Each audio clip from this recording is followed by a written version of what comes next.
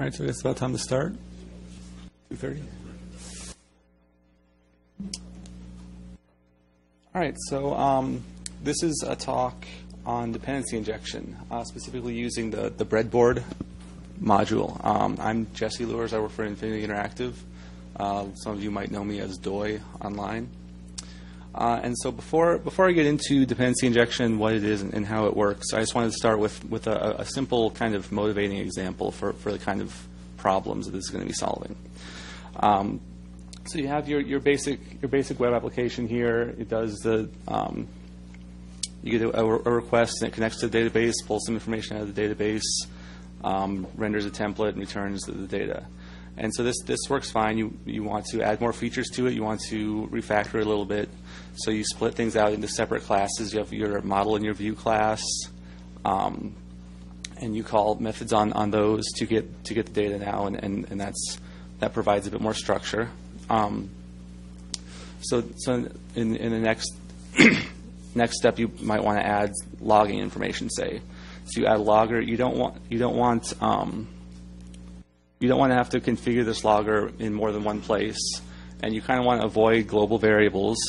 So you have the logger, and you kind of have to pass it in manually to the model and the view, so that they can be sharing the same logger that you've already configured here. There's not really any configuration, but if there were configuration here, and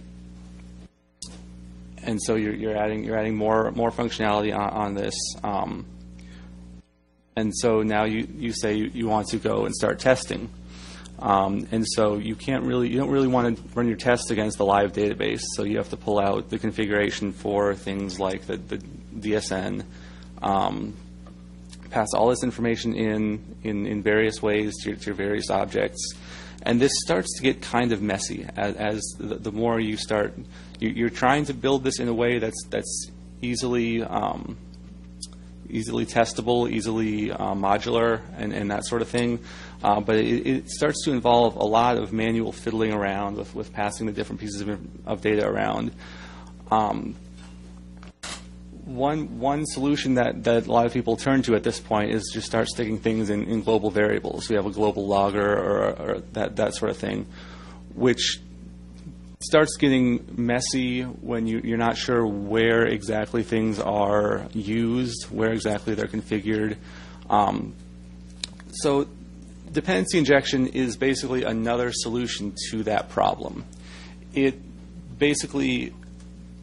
a form of inversion of control, which means that inversion of control is just a general term for a framework taking control of the actual code path that's running, and giving you the opportunity to add configuration or callbacks or whatever, and have the framework call back to you when it needs to know what to do. Dependency injection is a specific instance of that. It's sometimes referred to as the inverse of garbage collection, because garbage collection lets you just create objects and then just not really care about how they are destroyed. It just kind of happens automatically.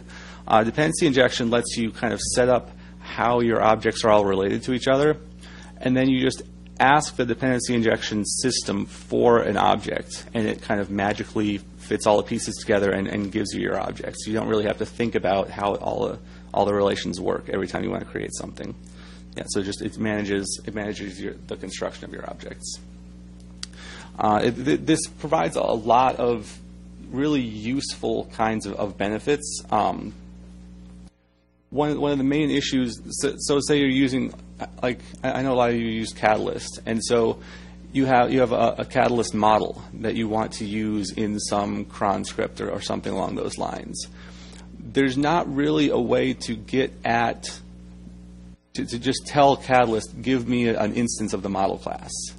You kind of have to take the model class and instantiate it yourself and pass in whatever arguments, whatever constructor parameters it needs.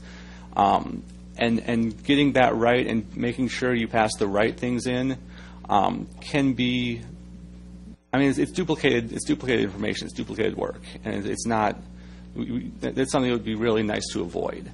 And so using a dependency, an actual explicit dependency injection system means that you can take that dependency injection system and say, give me an instance of the model class. And it's going to be the same way that the actual application is saying, give me an instance of the model class. It's going to go through the same code, and so it eliminates that duplication. And as I mentioned before, it removes the need to have globals for things that are used in a lot of different places.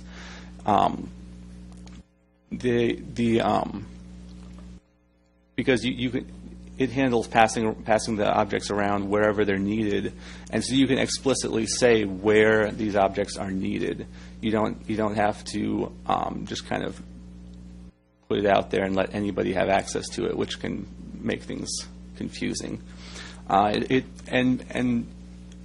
It allows you to structure your code a lot more modularly, which is really useful in terms of testing and reuse. You can have all your objects take all the parameters that they need and be able to swap them out. Say if you need to mock certain parts of it for a test or whatever, you can just kind of swap it out in one place and be sure that the entire system is going to be using that mock object, which is very hard to do if you're hard coding calls to constructors at various points in your application. So Breadboard is a framework for handling dependency injection. Breadboard. It's it makes it look sort of like this. This is a breadboard container. A container, and the container object is the actual.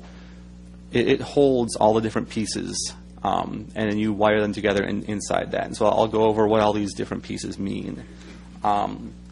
The basic component is a service. A service represents some bit of data that you're storing in that your app needs, basically.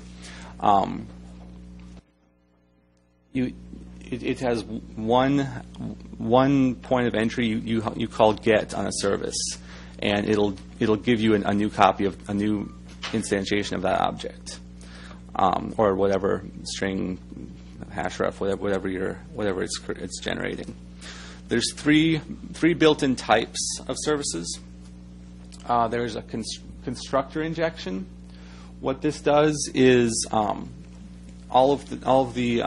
it basically just calls new on the class that you specify, and it passes in whatever other pieces into the constructor automatically. So you don't have to write any of that manually.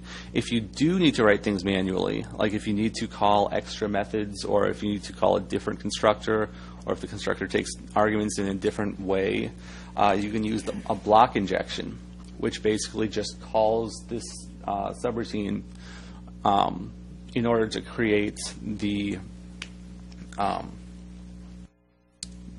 object that you need. You can optionally specify a class on there which provides better introspectability, which is important later. It does type checking and that sort of thing. And there's also literal services, which it's just a string, some kind of scalar that it just returns directly. There's no configuration for that. Container it holds services, and it can also hold other subcontainers. The way you get at things in the containers is via the fetch method. So you ask it for a specific service or container via the fetch method. And since generally what you're doing is fetching a service and then wanting to get the data out of it, resolve is typically what you're going to be using most of the time. You ask for it to resolve a specific service, and it'll just get the data out of there that you need. So those are kind of the building blocks. The thing that actually makes this useful is dependencies, hence the name dependency injection. It tells Breadboard how the different classes and services and things are related. You basically specify a map of dependency names, which correspond to, say, the constructor parameter, the attribute names in your class, to service paths, which is the way to specify services. So here we have a logger service and a view service, and the view depends on the logger. And so what this does is it'll call the view constructor with the logger pointing to an instantiated logger instance. It'll first go through and through all the dependencies that are listed, call get on each of those services, and take those objects that it got from calling get on everything, and pass them into the constructor automatically. If you need to do more complicated things, if you're using block injection, the block subref will get the service as the first argument, which has you can access the resolved dependencies directly by calling the param method there. If you have subcontainers, this is why it's referred to as service paths. So you have the model, which depends on the DSN, and that's just like it was in the previous slide. And so then you have your app, which depends on the model, but the model is inside the container model, and so it's just model/model. It basically uses paths in the same sort of way that Unix paths work. In general, they're relative to the same level as they're defined in. You can use ... to go up a level. You can use an initial slash to go to the root level. Doing that kind of stuff too much tends to make things less flexible, and it's not usually recommended. It makes it harder to reuse things, basically. But the ability is there if you need it. Do you have a question? Yeah. So you've got capital M model, which is the container name, Mm-hmm. lowercase m model, service. Mm-hmm. You've also got my app and lowercase app. I'm just wondering, is that kind of a standard? It seems a little confusing at first. I'm just wondering what the difference is between like referring to capital M model. That's just a convention that I have. I usually make my containers have capitalized names. I mean, it's not really important. Capital M model is referring to the little model plus all the things that Yeah, right. That's just a container to hold all the different parts that the model needs. It's like doing it to this level of encapsulation like that isn't usually necessary. I don't usually do it. This is really more of an example just to show how the paths work. Generally, like most of my stuff just has a single top-level container with all the services in it. I know Steven does a lot of other things, but so the other side to this is parameters. Parameters are basically they work the same way as dependencies, but instead of them being hard-coded as services, you pass them in when you actually try to resolve it. You have to pass the values in. So here we have a user service which requires a name. The class requires a name to be instantiated, but you don't know what the name is going to be. You can call resolve and pass it in a name, and it'll give you an instance of the user class with all the data that you supplied. If you do know what the name that you need is, you can still depend on it. You have to pass it in the dependency specification down here. Or you can depend on it without resolving the parameters, and then resolve the parameters inside the block injections code ref, in case you need to determine it dynamically based on other information or that sort of thing.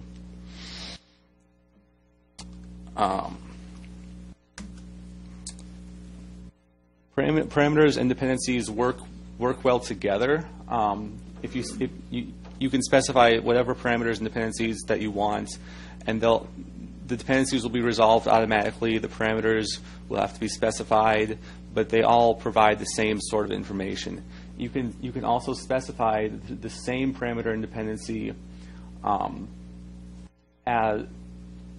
in the same service, and this will allow you to provide a sort of default for your parameters inside the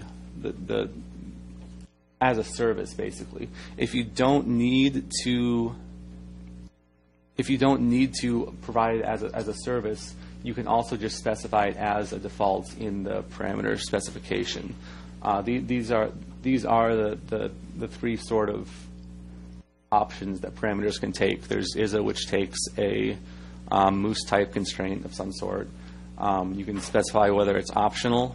Optional parameters will just not be filled in if you don't specify them. And then you can also provide a default. And it just depends on whether you want that to be available as a service or not, basically. And the last sort of component to the basic underlying breadboard is life cycles. So life cycles basically determine what happens when you actually try and resolve the service. By default, when you resolve a service, it will create a new instance. It'll create a new object every time you call get on it, which is usually what you want. You're usually only doing this at initialization time. What you can do, though, is if you specify that the service has a singleton life cycle, that means that it'll resolve the service once, the first time you call it, and then every time after that, calling it on the same container instance, it will return the same object. This is a lot more flexible than actually using something like MooseX singleton or that sort of thing in your classes themselves. Moving this kind of logic into the part of the code that actually needs to handle, that actually knows how to handle object creation for your specific app, makes things a lot more flexible.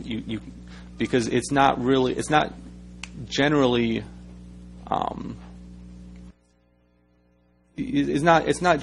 known, like when you're writing a class, whether or not it might sometimes be useful to have multiple instances. So if you had like a global singleton logger, there might be some cases where you want to have a separate logger that goes somewhere else. But if you make the class a singleton itself, you can't really do that.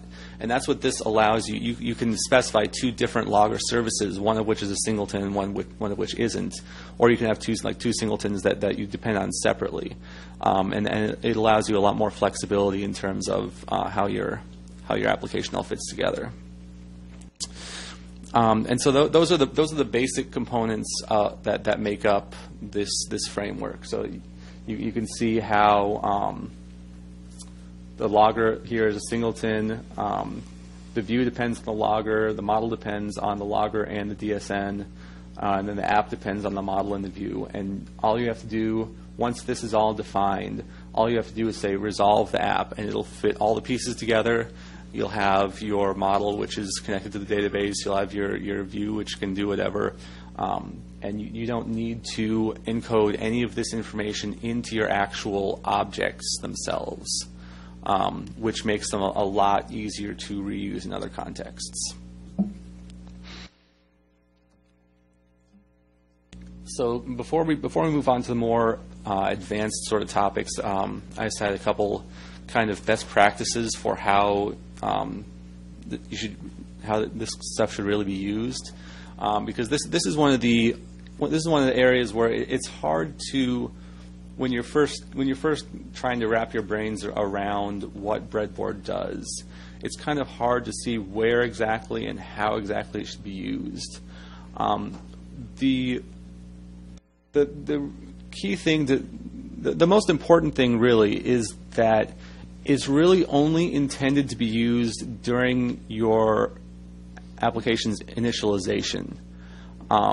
if you allow, like, because there's a lot of cases where you need to instantiate objects later on during the runtime of the application, so if you try and fit Breadboard into all of that stuff, you end up with just a big, basically God object sort of thing. It's just globals by another name, and so that's really not what you want to.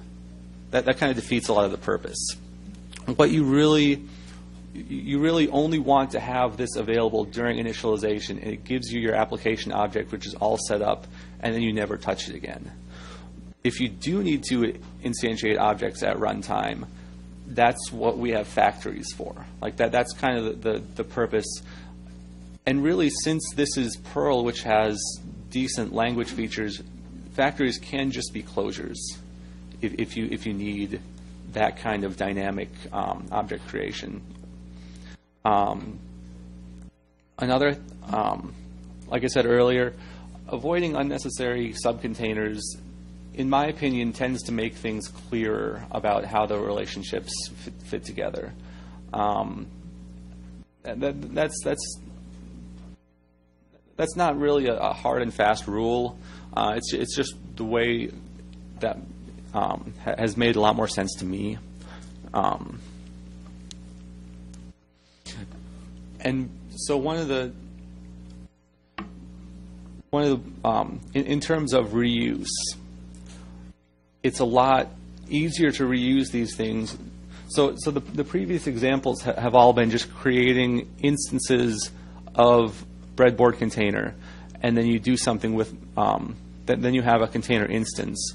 But being able to abstract that away, so you could just say, give me an instance of the container for my application, instead of having to define the whole property directly right where you're using it.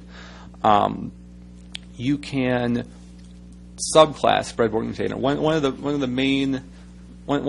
main useful features of Breadboard is that every part of it is intended to be extensible. So you can subclass the container.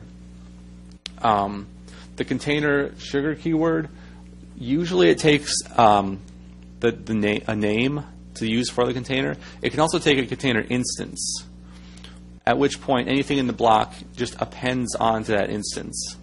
And so what this is doing here, you have your class, your container class, which inherits from Breadboard container. And then in the build method, it's already a Breadboard container. You say container self, and then you define your services all inside that. And so that way, when you can just say my app container, you call new on that, and you have a new instance of your container class already all configured.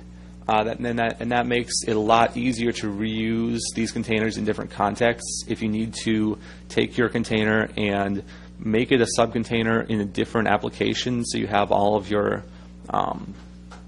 objects able to be reused in a different context, you don't have to be copying and pasting a lot of configuration around. Yeah, and yes, you can use it in a different project just by doing something like that. And there are ways to make that a lot easier, which I'll get to in a little bit. So as for the more the stuff that I've talked about so far is it provides a good abstraction for things you're probably already doing, but it doesn't really provide a lot of extra features with the stuff I've talked about so far. So this is basically, it's similar to Moose in that for a lot of the stuff you write in Moose, you're not really gaining much functionality over just writing it all by hand. What it's providing, though, is a common underlying framework to build upon, so that if you do need more advanced features, they just work. And so one of the more advanced features in Breadboard is type mapping. Basically, you define a mapping between classes, class types. Breadboard uses all Moose type constraints to a service. And so instead of requesting a service, you can request, give me an object of this particular type. This on its own isn't necessarily very useful, but what you can do with this is you can tell Breadboard to infer what the dependencies should be by matching the types in the type constraints in that class to types that we've added to the type map in the container. And so a simple example here, we have these two simple classes where the model class has a logger attribute. We declare it is a logger, which sets up the type constraint there. And then in the container, we tell it, we add both of those classes to the type map. And we say that they're mapped to something that you just infer what should be there. What this does is inferring from the logger class doesn't actually do anything because the logger class doesn't have any attributes. But it adds it to the type map so that when you say infer on the model class, it loops through all of the attributes in the model class, and it adds dependencies for each type that it finds. So that way you can say, you can ask it for an object of type model, and the logger will just be there.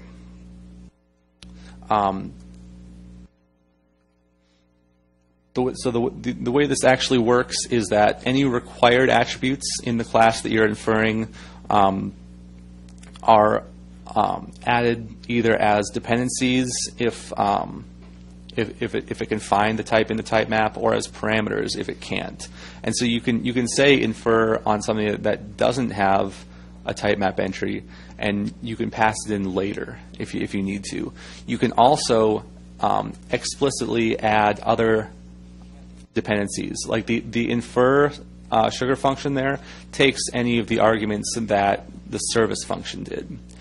It's just that most of them aren't really required if you're able to infer them. And any non-required attributes in the class aren't going to automatically become dependencies, but you can still provide them as parameters. So, like, using container classes is a really useful way to go in terms of reuse. It's doing it with just Breadboard is kind of ugly and doesn't really have a lot of functionality. Breadboard declare is a layer on top of Breadboard, which kind of lets you define container classes by just writing them as mostly just Moose classes. So you can declare these all as attributes, just regular attributes. The only difference is that instead of using default or builder, you pass in arguments that you would otherwise pass to service. So you have value there instead of default.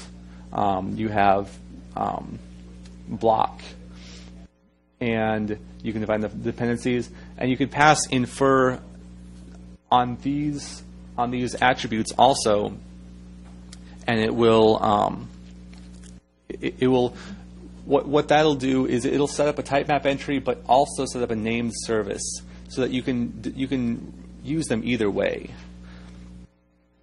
So you define services just by defining attributes. The advantage to this is that you can pass in values to the constructor of this container class and override whatever the service would have, whatever the service would have resolved otherwise. If there's no value in the attribute, it'll do normal service resolution like I've been discussing before this.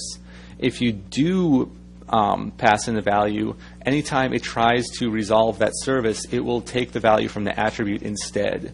And so this allows you to do really useful things like create a new instance of your container using just a different DSN, which is incredibly useful for things like testing, if you want to swap it out to use a test database or something like that. As I mentioned, the way type maps work is a lot more simplified. Any attributes that declare a type constraint, which is a class type, automatically get added to the type map, mapped onto the named service. So you can resolve these types either by type or by name, and depend on them either by type or by name. And then if you pass the infer parameter to the service, it will automatically infer whatever dependencies it can, the same way that Breadboard does. So that's kind of that's Breadboard. There are a lot of there's a lot of, we use Breadboard a lot at work.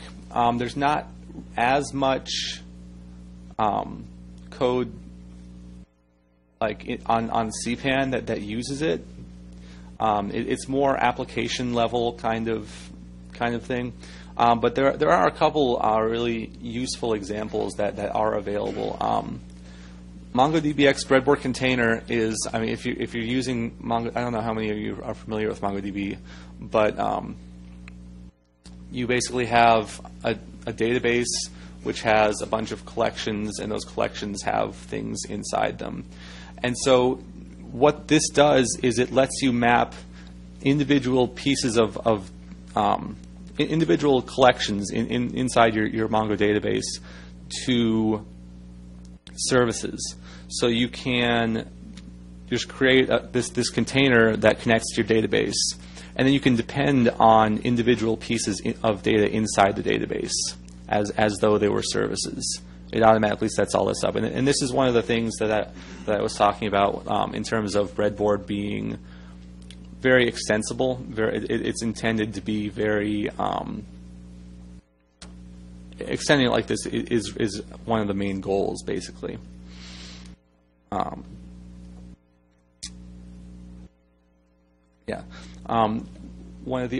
Another useful item is Catalyst plugin Breadboard. So like I was saying at the beginning of the talk, Catalyst doesn't really provide a good way. Like Catalyst has its own internal sort of homegrown dependency injection system that's not really very well exposed, and it's kind of gross. And they're currently actually working on converting it to Breadboard internally, which will clean up a lot of things.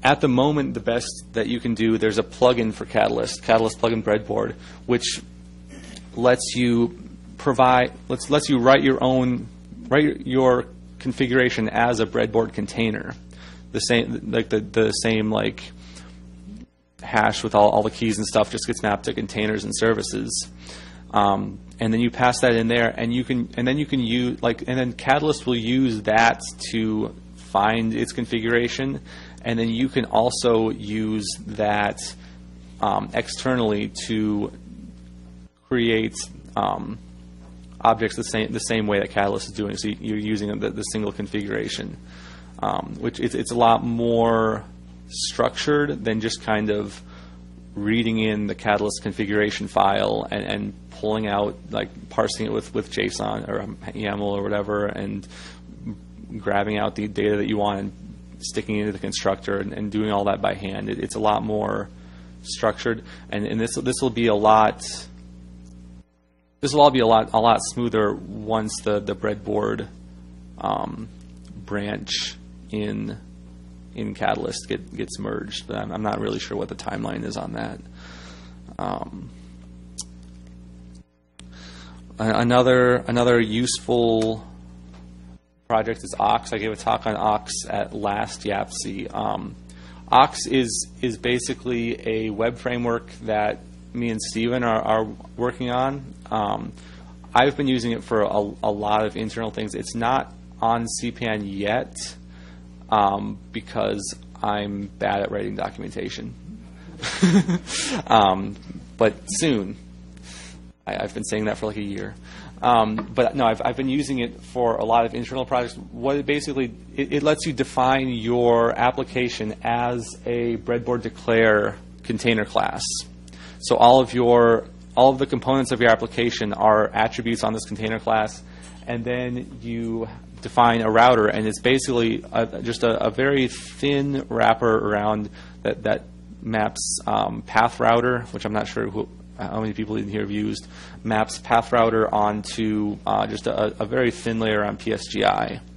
And it provides a lot of, it basically tries to be out of your way as much as possible. You can, it doesn't, the main goal is that all of your component classes are just normal Moose classes. There's no actual plugin system. It's all just extending classes and plugging them into the right point, and that's the thing that Breadboard really is powerful for, is being able to just swap out bits and pieces of the application and have things still work. Like you can take this, you could take this application here and subclass it and add new attributes and depend on different parts and have things just kind of work, and that's really it's a really powerful way of doing things. It's a bit more low level than it avoids as much magic as possible, which is something that a lot of people like magic because it saves some time. I'm personally like being explicit a lot more because it makes more sense to me. So it's really kind of a trade-off how much you're interested there. But you could definitely build on top of this to get more functionality. But yeah, that's what I have. If there's any questions about any part of that, anyone? Yep.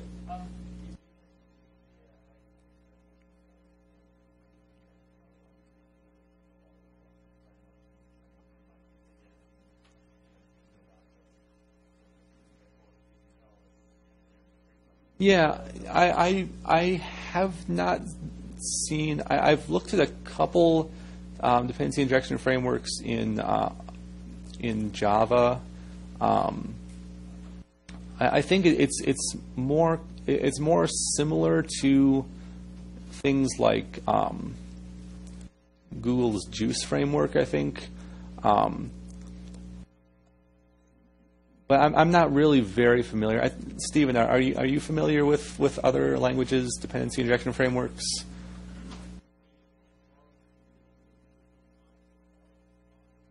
Mm-hmm.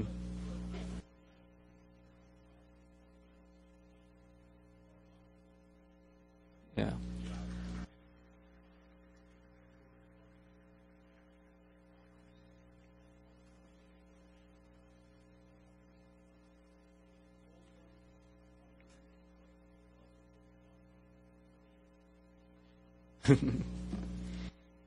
Anyone else? Yep. Yeah. So, say I have some production code and I want to test it, but I want in the test I want the database to be different from logger. Right. What would I do with Breadboard to do that? Well, so that's one of the main things that in Breadboard declare. If you have the DSN as an attribute and you have the logger as an attribute, you can just pass those into the constructor, and that will override whatever would have been there otherwise. And that's how I usually do it. Okay, so there's sort Like of a global constructor. a global constructor would. Or, in other words, how do I get one test the production code to use the database of the test? So, well, that's the point. Like Breadboard provides one centralized configuration for the entire application, and it wires everything together so that if you just do something like this, where you pass in the new DSN, that's the DSN that the entire application is going to be using for that, and that's how you would override that. Yep. So,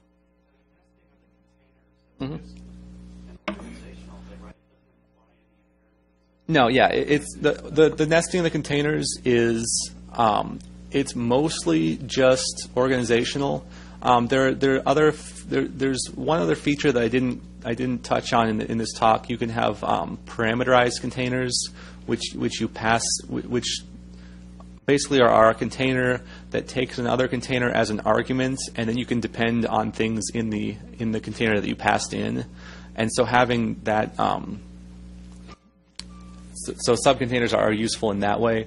They're also useful in terms of reuse. Like if you have like MongoDBX breadboard container is just a breadboard container that you can just instantiate inside your own existing containers. And so having the ability to do that is also useful. Yep. It goes back to that slide. So nothing is actually done with the value returned, if any, by my application. What do you mean? My app container new is the container instance. Right. And so what does new return? Okay, new clearly returns something because it's a method called model. Right. Yeah. New. Does model return something? Yeah. So it's just a class. You call new and you instantiate a new instance of this container, and then you call model to read the model attribute. Okay. Which if you don't pass in a value for the model attribute, it will resolve the service and get the value based on that. Does that make sense? Yeah. Okay. Yeah, no, it's kind of weird, but it. Okay, I guess I'm still sort of the way I would do the testing thing is Mhm. somehow go back behind the production code and change global variable X. Yeah. That refers to the database. Right. And I'm trying to translate that possibly totally implicit and wrong worldview into how I would use Breadboard. Yeah. Well, I mean, you could just directly change the value in the DSN that's specified right there. I mean, and that would work too. And you can do that even if you're not using Breadboard declare. Like that's the advantage to Breadboard in general is that if you just have a normal container class, like here, you can just go in and change the DSN right there, and it'll be used for the entire application. Like because there's the one point you're not duplicating information that way. Okay, so then my code would be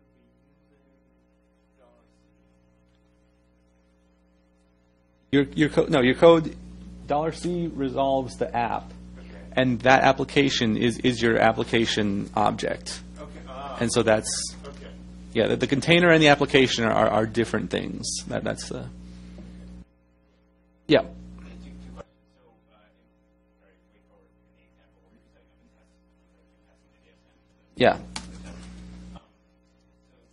that seems like, you know, if you have a lot of tests, that's going to be a lot of duplication. So it would seem like you might want to have a test subclass. Yeah, no, that's what I was saying earlier. You can take the breadboard declare and subclass this and override the DSN attribute, and that just all works. Yeah, yeah. And then my second question, it's not like you have a single instance on one of them, and you have ones that are created over time. Mhm. I've definitely seen. I've used a lot of examples on a middle case where you want one per class, for example. Like for example, it's nice to have one loader per class. Yeah, yeah. Is there kind of a middle ground? The lifecycle system is just as pluggable as the rest of Breadboard. Like for instance, Ox that I was talking about before. Ox has a request lifecycle, so you can get one object per request, and you can add those kind of things in if you want them. Yeah. So it sounds like I'm trying to make sure I understand this. It sounds like I could build my database with like a DSN thing, and it could be I don't know, maybe 3 or 4 objects deep, and I'm testing something. Mhm. Use that, Mhm. and then I could pass the DSN, like create the instance for testing. Mhm. Would it filter down, or do I have to? Yeah, no, that's the whole point, is that that's all hidden behind Breadboard. That's all taken care of. You're not actually creating any of the objects that are further down like that. They're created by Breadboard, and it's feeding in all the dependencies recursively all the way down. So I'm creating this test object. Right. I just say DSN equals this. Right. And it shoves it all the way down. Like Right. 6 levels deep. Yeah. In my database. Right. That's Yeah. Anyone else? All right. Thanks.